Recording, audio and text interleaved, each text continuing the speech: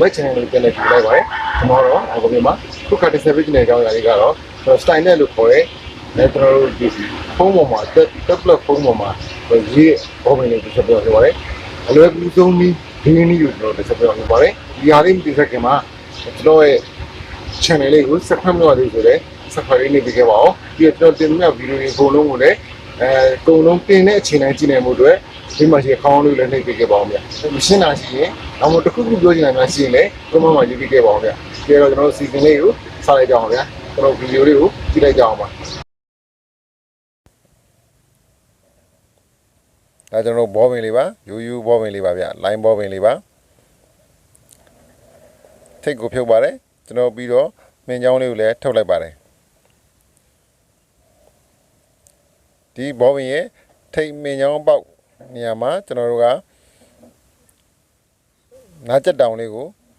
ဖြတ်ပြီးတော့မှထည့်မှာဖြစ်ပါတယ်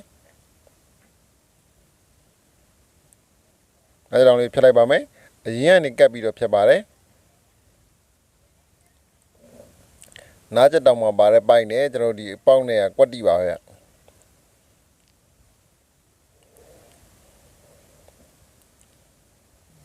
ဘောပင်မှာပြန်တက်ပါတယ်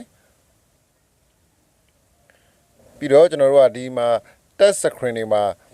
ဒီ test ပန်ရေးဖို့အတွက်ဆိုရင်တော့ကျွန်တော်ကိုယ့်ရဲ့လက်နဲ့ဒီအဲ့ test ထိမဲ့နေရာနဲ့ကလျှက်စီးဆင်းမှုကူးမှုရှိနေရပါတယ်လျှက်ကူးအောင်လို့ကျွန်တော်တို့ကဝါယာထဲမှာပါတဲ့ကြေးနှန်းလေးနဲ့လျှက်ကူးအောင်လုပ်မှာဖြစ်ပါတယ်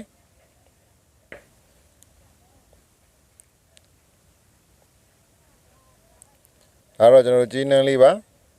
တီးလေးဆိုရင်ရပါတယ်နားချက်တောင်မှာကျွန်တော်တို့နားချက်တောင်နဲ့ထိနေအောင်လို့နားချက်တောင်လေးမှာကျွန်တော်တို့ကဝါယာလေးနဲ့ပတ်မယ်ပတ်ပြီးတော့မှကျွန်တော်တို့လက်ကင်တဲ့နေရာမှာထိအောင်လို့နောက်ကအဖုံးမှာဖြုတ်ပြီးတော့မှဒီကျင်းနှန်းကျိုးလေးကိုတက်မှာဖြစ်ပါတယ်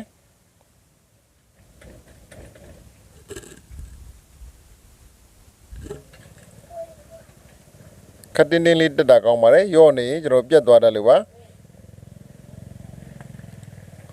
ပြီးရင်တော့ကျွန်တော်နောက်ကဖုံးလေးကိုပြန်ပြီးတော့ဖုံးလိုက်ပါမယ်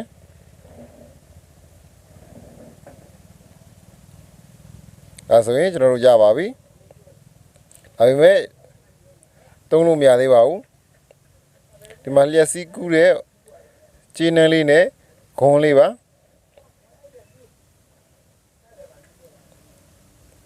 ဒါလေးကိုကျွန်တော်တို့ကသုံးဖို့ဆိုရင်ရေလေးနဲ့နည်းနည်းလေးထိပေးရပါတယ်လျှက်စီးကူးအောင်လို့လျှက်စစ်ကူးဖို့အတွက်ရေကိုအသုံးပြုတာဖြစ်ပါတယ်။အဲ့ဒါပြီးသွားပြီဆိုရင်တော့ကျွန်တော်သုံးလို့ရပါပြီ။စင်ပြေပါတယ်။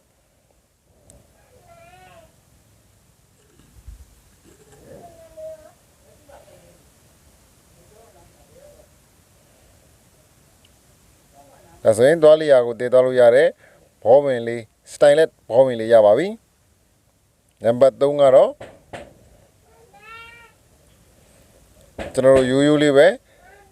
ဒီနားချက်တောင်လေးကိုဝါယာကျိုးပတ်ပြီးတော့မှကျွန်တော် Stylus လုပ်မှာဖြစ်ပါတယ်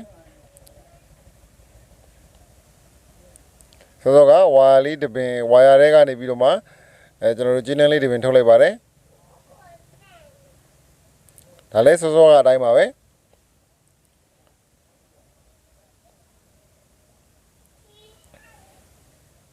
ဒါလေးတွေကတော့အလွယ်ဆုံးနည်းလေးတွေပါဗျာခွန်ထိတ်ကနေပြီးတော့မှဝါကျိုးပတ်ပါတယ်လက်ကင်မဲ့နေရာမှာဝါကျိုးနဲ့ထိအောင်လို့ကျွန်တော်ပတ်တာဖြစ်ပါတယ်ကဲလို့ရှင်းနေတယ်ဆိုရင်တော့နောက်ကိုတစ်ခါနောက်တစ်ကြော့ပြန်ပတ်လို့ရပါတယ်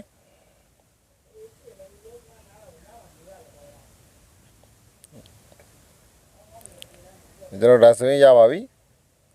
ခွန်လေးနဲ့ကြီးနှလေးနဲ့လည်းထိနေပါတယ်ရေလေးနည်းနည်းစုပ်ပါမယ်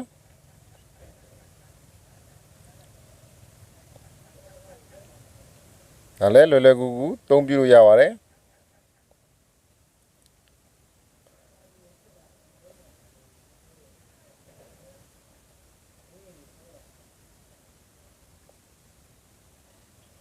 ဒါကတော့အလွယ်ကူဆုံးလုပ်တဲ့နည်းတတိယနည်းလေးပါဗျာ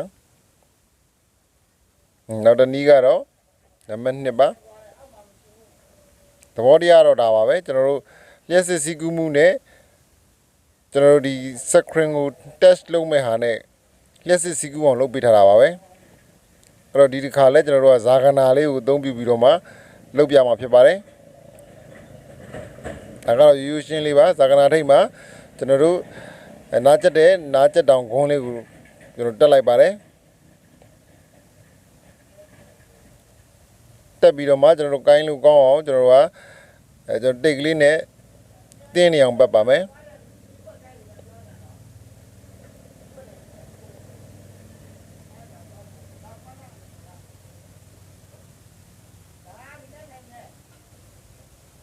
ရပါပြီဒါဆိုကျွန်တော်တို့ကရေလေးနဲ့ဆွတ်ပါတယ်လျှက်စစ်စီကူးမှုရှိအောင်လို့ပါဒါလေးလည်းသုံးလို့ရပါတယ်ကျွန်တော်စာရေးတာပဲဖြစ်ဖြစ်ပကြီးဆွဲတာပဲဖြစ်ဖြစ်သုံးကျင်တဲ့အခါမှာဒီလိုကျွန်တော်စတိုင်လက်ကလေးနဲ့သုံးပြလို့ရပါတယ်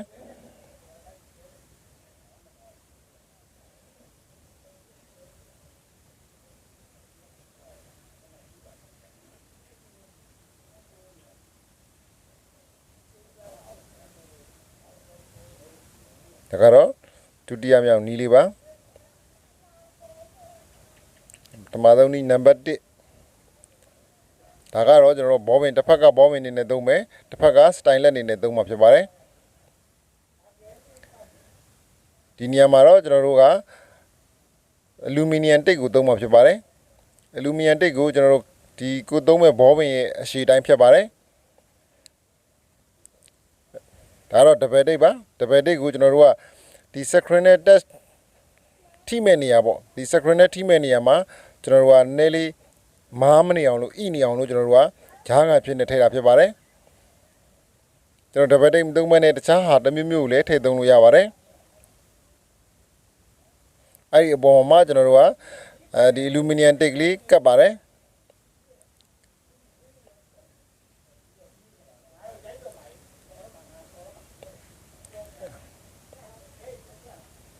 အလူမီနီယံတိတ်ကိုကျွန်တော်တို့လက်ကင်မဲ့နေရာ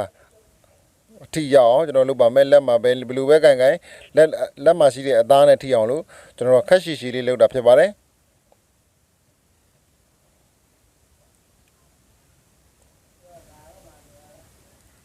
ကျွန်တော်ကြစ်နေအောင်လှိမ့်တာဖြစ်ပါတယ်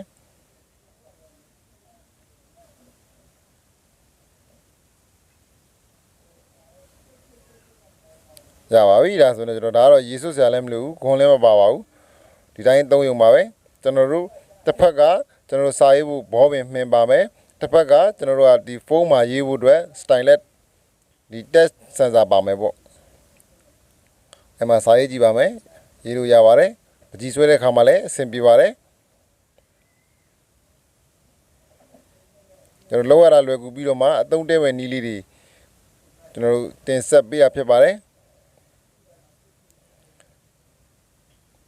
ဒါဆိုရင်ရပါပြီဒါဆိုရင်အလွယ်ကူဆုံးလုပ်တဲ့လေးနီးဖြစ်ပါတယ်ဒီဗီဒီယိုလေးကိုစောင့်အောင်ကြည့်ပေးအတွက်အထူးပဲကျေးဇူးတင်ပါတယ်ဒီဗီဒီယိုလေးတက်တဲ့ဆိုတော့ like လေးပေးခဲ့ပါဦးဗျာမနေ့ကဆိုတော့ like လေးပေးခဲ့ဖို့မွေးပါနဲ့နော်အားလုံးအထူးပဲကျေးဇူးတင်ပါတယ်